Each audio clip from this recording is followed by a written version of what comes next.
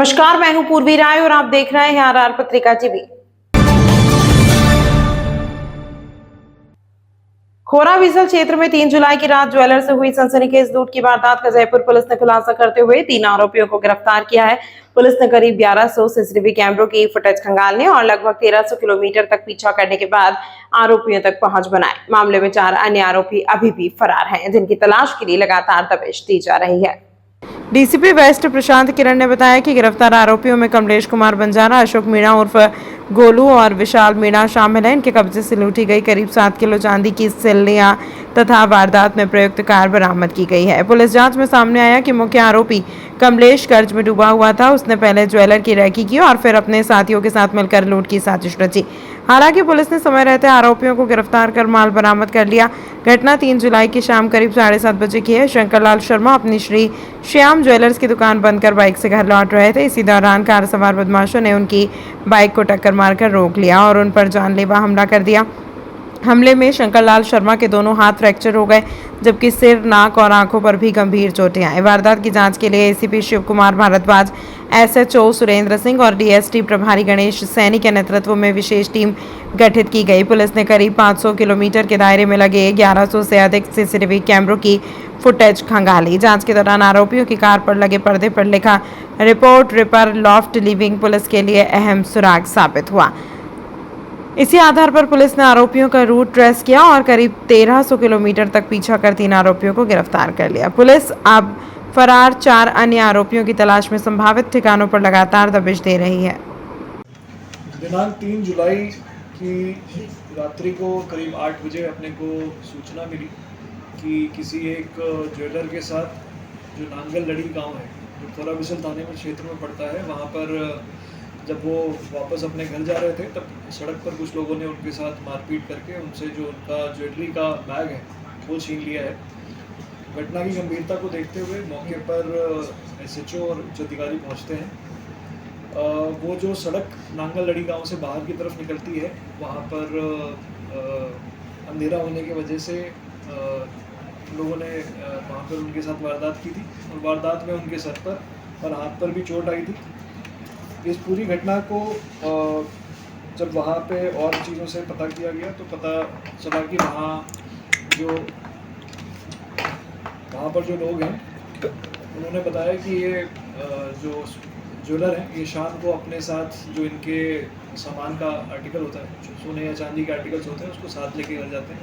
इसकी सूचना इन लोगों के पास ऐसा होना सामने आया और उसके बाद इस वारदात का होने का जो इन्होंने वारदात करी। इस पूरे घटनाक्रम को खोलने के लिए हमने अन्य टीमों को वहाँ पर लगाया। एक टीम हमने सीसीटीवी को चेक करने के लिए लगाया, एक टीम हमारी जो उस तरफ के आरोपी हैं, पूर्व के आरोपी हैं, उनको चेक करने के लिए लगाया। एक टीम हमारी जो साइबर की तकनीकी टीम थी, उसने वहाँ की बीटीएस और अन्य चीज़ों को उठाया। ऐसे करके हमने अन्य टीम बनाकर उस पूरे वारदात को खोलने के लिए एसीपी गोटवाड़ा के नेतृत्व में इनको कार्यरत किया। इस पूरे घटनाक्रम को लेकर गांव वालों में भी काफ़ी रोष था। वहाँ पर उन लोगों ने भी इस चीज़ का विरोध करते हुए कुछ धरना प्रदर्शन किया था, जिससे मामले की गंभीरता जो है वो बढ़ गई थी। ये बताते हुए हमें काफ़ी खुशी है कि इस घटना के 1 हफ्ते के बाद हमने इस घटना को खोल दिया है। इस घटना में प्रयुक्त जो वाहन है उसे जब्त कर लिया गया है एवं इस घटना में जो 3 लोग आरोपी हैं, जिनके नाम हैं कमलेश कुमार बाजिया, अशोक मीणा और विशाल मीणा, इनको गिरफ्तार कर लिया गया है। इनके कब्जे से अपने को जो चुराया गया माल था, जो चांदी थी, उसको इन्होंने पिघलाकर एक सिल्ली बना दी थी, वो हमने बरामद कर ली है। जो अभी आपके सामने यहाँ पर ये करीब 7 किलो की सिल्ली है चांदी की, जो इन्होंने पिघलाकर बनाई थी, इसे भी टीम द्वारा बरामद किया गया है। इस पूरी प्रक्रिया को करने के लिए हमारे पास जो क्लूज़ मिले थे, घटनास्थल का जब टीम द्वारा निरीक्षण किया गया था तो वहाँ पर हमें ये स्विफ्ट गाड़ी की एक जो साइड विंडो होती है, उस साइड विंडो पे जो हम सनस्क्रीन लगाते हैं एक ब्लैक कलर की, वो वहाँ पे घटनास्थल के पास मिली थी, जिससे टीम को क्लू मिला कि हो सकता है ये गाड़ी कोई स्विफ्ट डिज़ायर या स्विफ्ट मेक की हो। चूँकि जो परिवादी थे वो जटिल अवस्था में थे, हॉस्पिटल में थे। जब उनका पर्चा बयान लिया गया तब उन्होंने भी बताया कि वहाँ पर स्विफ्ट या ऑल्टो टाइप की कोई गाड़ी उनको दिखी थी।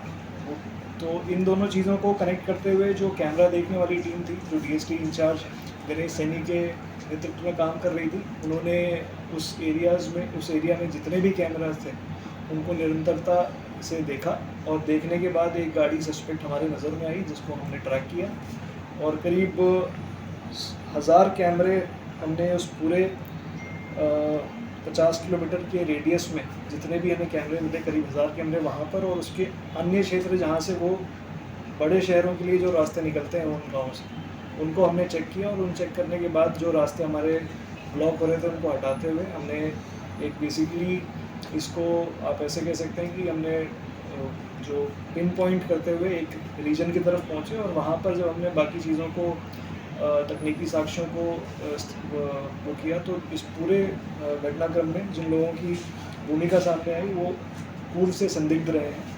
तो उनसे जब उनके टेक्निकल डिटेल्स को खंगाला गया तो उनकी भूमिका इस पूरे घटनाक्रम के दौरान संदिग्ध पाई गई। इस पूरे घटनाक्रम को खोलने में जिनका विशेष योगदान रहा है वो रही है थाना कोरा बिसर की टीम, जिसका नेतृत्व वहाँ के एसएचओ सुरेंद्र सिंह ने किया, डीएसटी की टीम जिसका नेतृत्व गणेश सैनी डीएसटी इंचार्ज ने किया, अभिषेक स्वामी जो इस मुकदमे के इन्वेस्टिगेटिंग ऑफिसर भी हैं, और इसके अतिरिक्त जो विशेष भूमिका रही है वो रही है Dinesh Sharma head constable cyber team की, राम सिंह कांस्टेबल थाना कोरा बिसर की और Rakesh Kumar constable DST team की। हमें ये बताते हुए बेहद खुशी है कि जो भी माल इसमें गया था लगभग पूर्णतः हमने रिकवर कर लिया है। इसमें जो शेष रिकवरी है और एक आरोपी जो अभी इसमें फरार है उसकी तलाशी चल रही है, उसको भी जल्द से जल्द गिरफ्तार किया जाएगा। इन्होंने वारदात क्यों की थी इसके पीछे? देखिए ये इनमें से एक जो है कमलेश कुमार बाजिया और जो एक अभी फरार मुलजिम कमलेश कुमार बाजिया के खिलाफ पूर्व में 16-17 मुकदमे दर्ज हैं। ये पिछली मुकदमा इसका 2025 का था और जब से ये वापस आया था उसके बाद से इसने कोई मुकदमा किया नहीं था। वैसे हम इसको बार बार चेक करते थे, परंतु ये क्योंकि आदतन अपराधी है तो इसने खुद के पैसे के लिए और इसने इसकी जो वाइफ है वो शायद अभी गर्भवती है तो उनकी ज़रूरतों को देखते हुए ये घटना प्रारंभ करना बता रहा है। जो दूसरा व्यक्ति है जितेंद्र कुमार शर्मा वो भी पुराना आरोपी है, अभी उसके भी खिलाफ 2 मुकदमे अभी हमारे सामने आए। तो ये एक तरीके से कह सकते हैं कि इन्होंने कम समय में पैसे कमाने के लिए इस तरह का अपराध कारित किया है। इन्होंने इस पूरे घटना को करने के लिए जो गाड़ी इस्तेमाल की थी वो इन्होंने रेंट पे ली थी और उससे भी जो हमें साक्ष्य मिले हैं उसको भी हमने फाइल कर लिया। ये जो पीड़ित ज्वेलर है ये टास्क किसने डिसाइड किया इन तीनों में? दूसरी इसमें जो मुख्य 2 वो आरोपी हैं जिनकी ये पूरी प्लानिंग थी, वो कमलेश कुमार बाजे और जितेंद्र कुमार आ रहा है कि पूछताछ में। जिनके सहयोगी जो बाकी 2 थे जो घटना में थे उनको अरेस्ट कर लिया गया है, जिनके नाम है अशोक मीणा और विशाल मीणा। इससे अतिरिक्त इस पूरे घटनाक्रम में जिनके भी नाम आ रहे हैं, जिनके भी पूछताछ में नाम आ रहे हैं, उनको भी दस्तयाब करके उनसे भी अनुसंधान किया जाएगा और उनकी जो भी भूमिका आती है उसके हिसाब से उनके खिलाफ पैसों का बंटवारा कैसे करते सर? ये जैसा मैंने आपको बताया ये चांदी की सिल्ली इनके पास थी जो इन्होंने कला ली थी। ये इस चीज़ का वेट कर रहे थे कि एक बार ये मामला थोड़ा ठंडा पड़ जाए फिर ये आपस में इस चीज़ का बंटवारा करते हैं। मुख्यतः तो इसमें जैसा मैंने बताया कमलेश कुमार और जितेंद्र कुमार ये जो कि इस पूरी प्लानिंग में मुख्य भूमिका रही है, इन ज़्यादातर हिस्सा तो उनको लेने का इनका प्लानिंग थी और बाकी जो लोग हैं उनके पास बाकी का हिस्सा था। और क्या पुराना वारदात सर इनसे हुआ संभव जयपुर की? नहीं, अभी तो जो इनके से पूछताछ में आई है ये वारदात ही इन्होंने बताई है। एक छोटी वारदात इन्होंने ये कमलेश बाजिया ने पूर्व में करी थी, बट उसके बारे में भी हम पुष्टि कर रहे हैं कि ऐसी कोई वारदात हमारे सामने तो नहीं आई थी। कोई एक बंजारा था जिससे इसने ये बंजारे का फ़ोन जो है इसके पास मिला है, तो वो भी संदिग्ध है क्योंकि वो बंजारा यहाँ का नहीं कोटा का रहने वाला है। तो एक बार उससे भी बात कर रहे हैं कि ये फ़ोन इसके पास कैसे आया इसके बारे में। इन्होंने इसी ज्वेलर्स को टारगेट क्यों बनाया? ये नांगलहरी जो गांव है जहाँ पर ये ज्वेलर का काम करते थे, वहाँ से ये सामान अपने घर ही ले जाया करते थे। तो कहीं ना कहीं से इनको जो उस गांव के ही कुछ लड़के हैं, जैसे कि मैंने आपको बताया जितेंद्र, वो भी उस गांव में ही काम करता है, तो जो पूछताछ में सामने आई ये बात कि उसने ये चीज़ ऑब्जर्व करी थी कि ये वहाँ से जो है अपने साथ सामान ले जाया करता। तो इस सब चीज़ों को देखते हुए मैंने प्लानिंग करी थी। इस पूरे घटनाक्रम के बाद जो वो क्षेत्र है वहाँ पर एक ये डिमांड आई थी कि उस क्षेत्र में कोरा विजिल थाने से थोड़ा दूर पड़ता है, तो इस चीज़ की जो डिमांड थी कि वहाँ पर पुलिस की प्रेजेंस काफ़ी लेट होती है और तो वहाँ पे कोई जब तक कोई परमानेंट व्यवस्था नहीं होती तो अस्थायी कोई व्यवस्था पुलिस चौकी की जाए।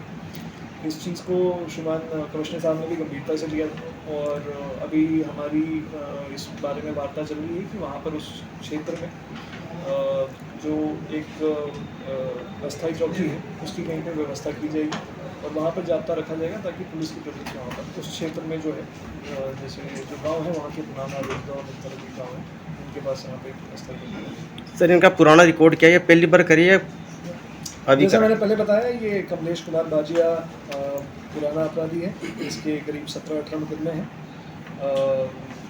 ये जितेंद्र कुमार के खिलाफ भी इन्हें 2-3 मुकदमे मिले हैं, बाकी जो लड़के हैं 2 उनके खिलाफ अभी तक कोई आपराधिक रिकॉर्ड की पुष्टि नहीं हो पाई। सर इनकी अलग गैंग भी है क्या इनकी? गैंग तो अभी ये वैसे नहीं कह सकते, जैसा मैंने आपको बताया कि जो 2 लड़के हैं उनकी तो पहली वो है, बट क्योंकि ये जो व्यक्ति है ये पूर्व में लूट का आरोपी रह चुका है तो हम इसको ऑर्गेनाइज्ड क्राइम के एंगल से भी इन्वेस्टिगेट कर रहे हैं और अगर इस तरह की कोई भूमिका इनकी सामने आती है तो इनके विरुद्ध जो संबंधित धारा है 111 की उसमें भी चालान पेश किया जाएगा। Thank you. तमाम महत्वपूर्ण खबरों के लिए देखते रहिए RR पत्रिका TV।